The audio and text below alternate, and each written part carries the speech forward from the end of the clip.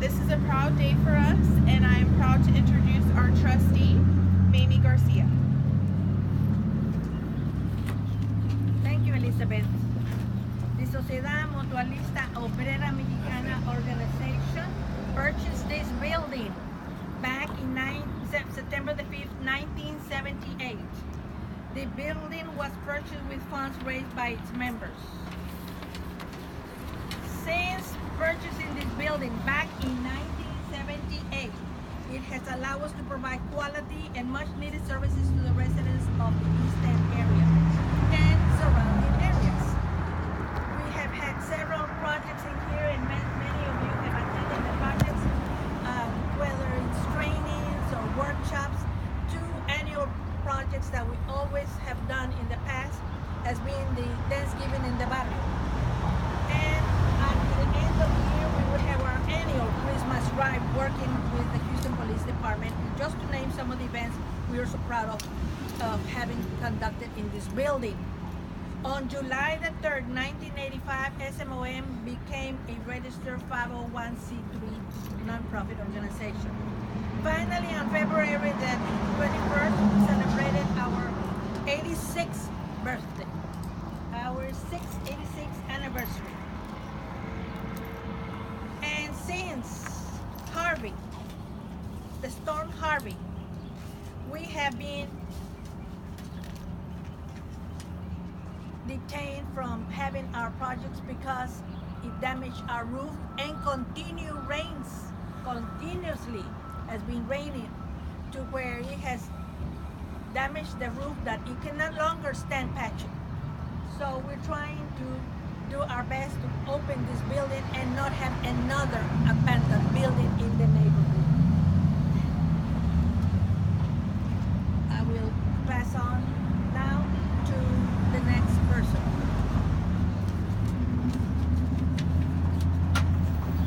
Thank you, baby. And my name's Sylvia Garcia. I'm state senator here in the area, and I can tell you that I have seen this building grow and evolve, not only in services, but in its commitment to service to the people in this area.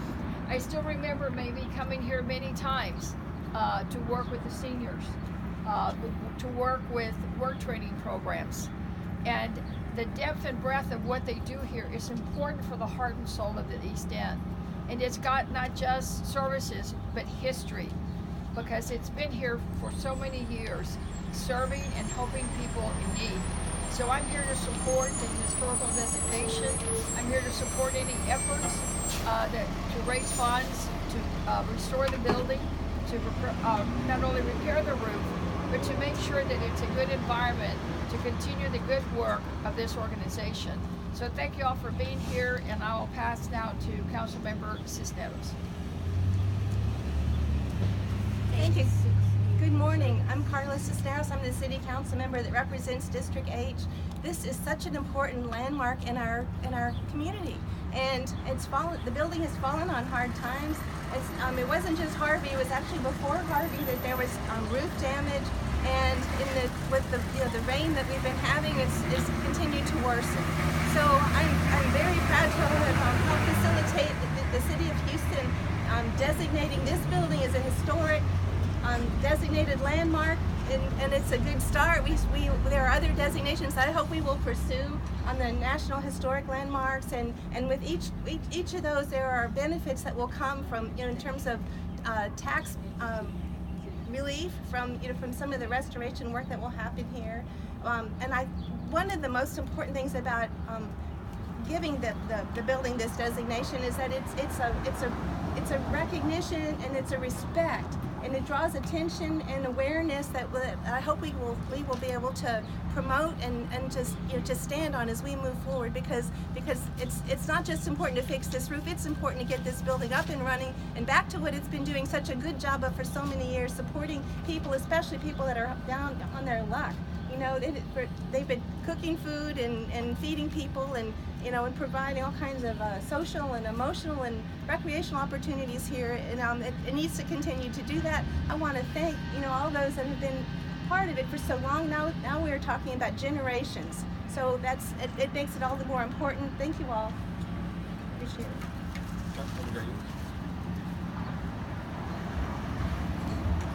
Thank you. I'm glad to be here this morning in regards to this recognition. It's very historical, knowing that this building has, this organization has been in existence since 1932. Basically, how it all started was the Mexican immigrants in this community. They band together to assist each other. An individual, actually, he was run over by a truck, and therefore the family had to raise money to send his body back to Mexico. And therefore the Mexican community worked together, selling plates, food, and what have you to raise that money. They had to raise, I believe, $35 back then, so that way they could send the body back to Mexico. So that's where it all started, and since then, the Hispanic community has been working together here to help those immigrants that are in need of help. So again, thank you for SMOM, for the board, for all the volunteers that make this happen. We're very much grateful, so thank you. Good morning, everyone. I'm Dr. Sergio Lira. I'm HISD School Board Trustee.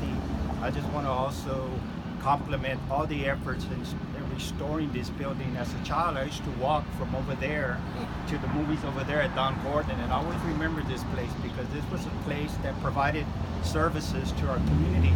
Back in after the Mexican Revolution, a lot of Mexicanos came and lived in Houston. They came to the East End, and after the Bracero program also, they came to the East End because they felt safe, and this was their community. But this center here provided the assistance that those families needed. They needed to become part of this country. So this building here, we need to continue to support it, continue to revitalize. Our Eastern area, our community is growing, as you can see from the beautiful mural across the street. It's a testament of the community that's being revitalized. So on behalf of the school board and myself, we're here to support this community and also to appreciate this wonderful landmark in our Eastern community. Thank you. Thank you. Good morning. First, I want to say that I am so grateful to the leadership of the Sociedad Mutualista, Obrera, Mexicana. And it is important to recognize, as Dr. Lira has said, as Senator Garcia and council members Cisneros and Gallegos have also mentioned, that this particular building has had a lot of history. You know, the term, if walls could talk, is something that comes to mind. To realize how many families, how many people looking for just community back in the old days, where the Latino community, the Mexicano community was very, very tiny at that particular point. And SMOM, this particular building, provided that opportunity for congregation. And I would encourage you to look at some of the pictures that Mamie has to show how people dressed up elegantly in their suits and tuxedos and dresses, sharing food and entertainment. It was a place of community at a time that the community was, number one, overlooked, and number two, it was not necessarily a welcoming environment for Mexicanos at that particular time. And as we look at this mural behind us, it is also important to realize that there's been a lot of struggles. And I think too often we don't talk about the history and the challenges that our community has persevered through and survived over the years. And so the mural, the building, the work of the trustees that continues to go on. So years ago, it was just a place of where people came together and shared and provided support, as Councilmember Gallegos alluded to. But the mission of SMOM has not stopped. As Senator Garcia mentioned, the seniors continue to find this place as the place where they could find a hot meal. As a place where they may get some clothing or other forms of assistance. And all that is not to, respectfully, not to any elected official, but it's really to the trustees who have done the hard work. I've seen Mamie, as we would say, slave over a stove, serving the folks here and all the other community leaders as well. I'm just honored to be a tiny part of the process that every one of us shared. I was on city council at the time that the building was more operational than it was today. I was invited to have a satellite office here. My council office operated out of this particular building. And Mamie and I began to talk about how do we preserve history? And being proud of the fact that I was able to get a historic district created in Houston's 06 Ward, it led me to realize that, you know what, we need to do more. We need to fight to protect the history of the community and all those that have contributed to it. And so I started the process. And I'm grateful to then Council Member Gonzalez, now Sheriff Gonzalez, who continued that process. And then Council Member Cisneros carried on that process and finally was able to get it closed. But every one of us here supported the mission of getting this building protected. Because when a building with incredible history isn't protected, then it will soon be demolished and that history will be forgotten. And so I'm just grateful to all the elected officials who have always been a part of the SMOM history. But more importantly, I want to thank the community leadership because they do it from the heart. They serve those who don't have a voice, as we often say. But the history of the Mexicanos in the early 1900s needs to be protected, needs to be preserved. And so today, thanks to all the collective efforts, this has finally happened. And so now I'd like to invite all the councilmen, all the elected officials to let's, Mamie, everybody, Senator, everybody grab a piece. And so on 3, 1, 2. No, they pull. It's okay. 1, 2, and 3. Hey! All right.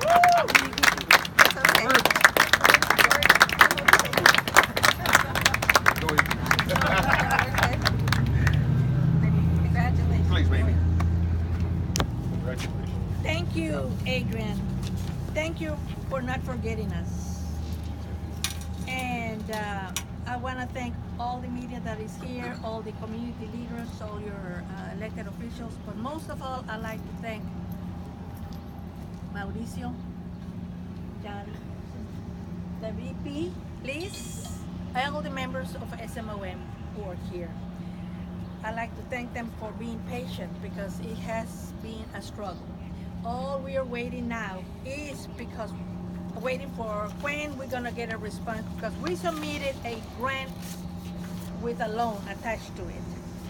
So hoping that this building gets renovated. First of all, we need the roof. And so let's all pray together, think about this organization and what could put a little bit of your effort in this community.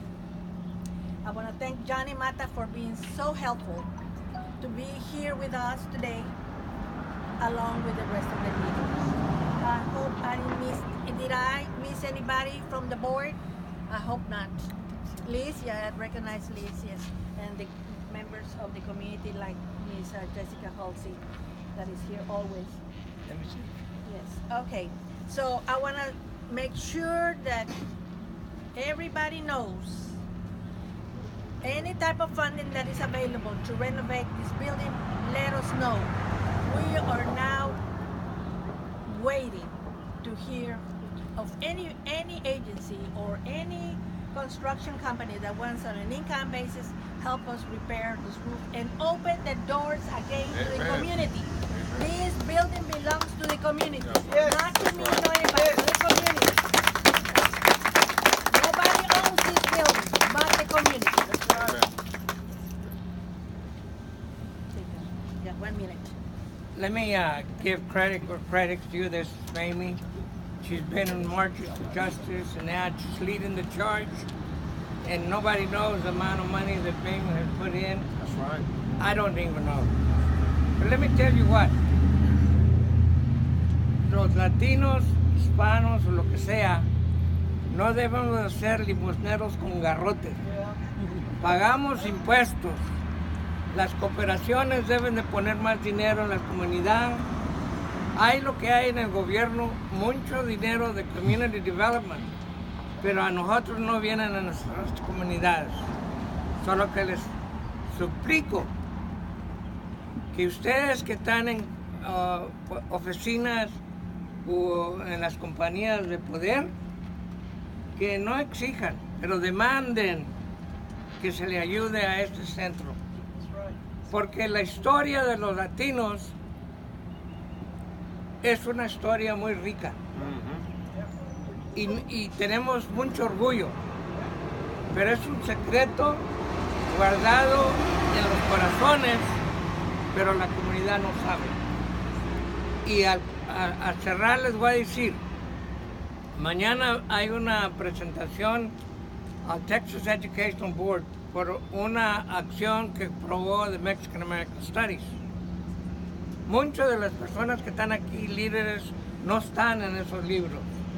Y nosotros reconocemos, yo encabezo 25 organizaciones de todas razas y vamos a reconocer el voto, pero ya es tiempo que no estemos callados y exíjanos y demanden lo que es reembolso de sus taxpayers que han pagado y no han recibido. Gracias. Amen.